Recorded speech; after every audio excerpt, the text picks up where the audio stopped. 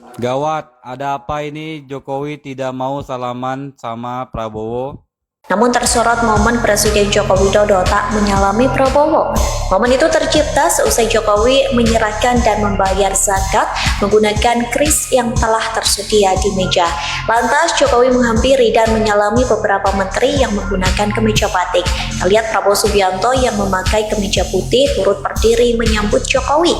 Namun Jokowi pun tak mengulurkan tangan untuk menyalami Prabowo.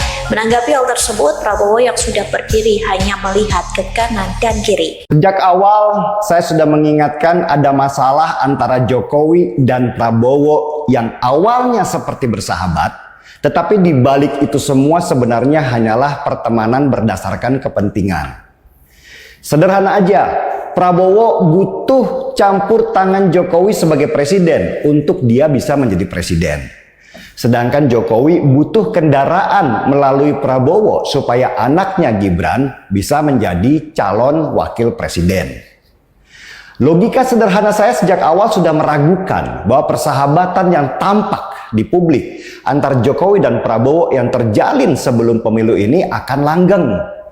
Karena ketika Prabowo sudah dilantik menjadi presiden nanti, sudah pasti dia hanya mau didampingi oleh orang-orang dia yang sudah dia percaya selama belasan tahun sebagai orang terdekat atau bahkan para menterinya. Dan itu bukan orang-orangnya Jokowi. Dalam artian mereka yang terindikasi sebagai orang-orang dekat Jokowi selama ini sudah pasti nanti akan tersingkir. Ini hal yang sangat lumrah di dalam kekuasaan. Kita juga ketika menjadi pemimpin, tentu maunya ingin orang-orang kepercayaan kita yang ada di samping kita toh, bukannya orang kepercayaannya orang lain. Dalam sebuah diskusi publik, seorang wartawan lama, Uni Lubis, mengatakan bahwa dia mendapatkan info bahwa Jokowi menitipkan 4 nama orang terdekatnya untuk dijadikan menteri ketika nanti Prabowo menjabat. Orang-orang dekat Jokowi ini yang selama dia menjabat membantunya menjadi besar seperti sekarang. Termasuk juga dalam memenangkan Prabowo dalam Pilpres 2024. Dan dikabarkan juga Prabowo sudah membentuk kabinet bayangan dia sendiri kalau dia nanti dilantik menjadi presiden Oktober. Dan kabarnya pembentukan kabinet bayangan ini juga melibatkan Jokowi karena Jokowi punya kepentingan untuk menempatkan orang-orangnya sebagai menteri. Tetapi pandangan saya pribadi, Prabowo mungkin akan mengiyakan saja apa keinginan Jokowi sampai dirinya dilantik nanti. Bahkan mungkin orang-orang Jokowi itu akan diberikan jabatan selama setahun lah pemerintahan Prabowo nanti. Dan sesudah setahun, jabatan-jabatan strategis termasuk menteri tentu akan diisi oleh orang-orang kepercayaan Prabowo dan bukan lagi orang kepercayaannya Jokowi. Orang-orang kepercayaan Prabowo ini adalah orang yang sudah belasan tahun bersama Prabowo ketika dirinya kalah di pemilu 2014 dan 2019. Dan daftarnya itu sangat panjang. Sehingga Prabowo harus mengisi ruang buat mereka dengan menyingkirkan orang-orang Jokowi yang dulu di tahun 2014 dan 2019 membuat Prabowo kalah di Pilpres. Bahkan kabar terbaru, beberapa elit partai yang kemarin dekat sama Jokowi sekarang sudah pada merapat ke Prabowo. Karena nanti yang jadi presiden sudah Prabowo, bukan lagi Jokowi. Dan situasi ini tentu meresahkan Jokowi yang Oktober nanti tentu sudah tidak menjabat lagi sebagai presiden. Orang-orang dekat atau partai yang dekat dengan Jokowi tentu tidak akan tinggal diam. Mereka juga nggak ingin dong kehilangan kue kekuasaan.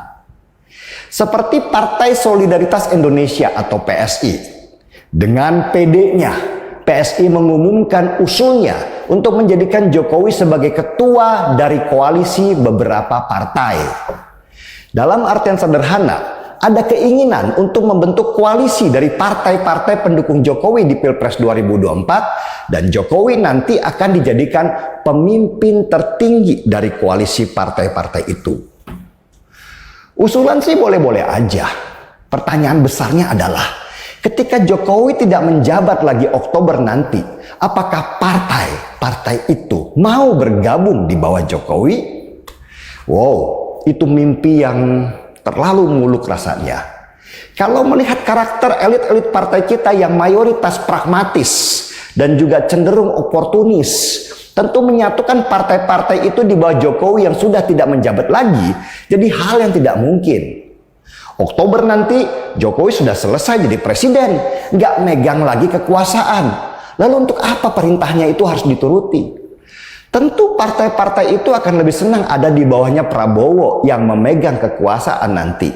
Apalagi kalau mereka dikasih jabatan menteri atau jabatan yang nikmat lainnya. Belum apa-apa, orang dekat Jokowi seperti Bahlil yang diproyeksikan akan jadi ketua umum Golkar saja sudah diserang dengan kasus suap tambang. Ini menguatkan prediksi sudah terjadi pembelahan di internal Golkar yang mengerucut pada siapa nanti yang menjadi ketua umum Golkar. Apakah dia nanti orangnya Jokowi atau orangnya Prabowo? Kalau sudah masuk di sini, ini sudah masuk pada ranahnya perang bintang. Perang para elit untuk menjadi penguasa di negeri ini.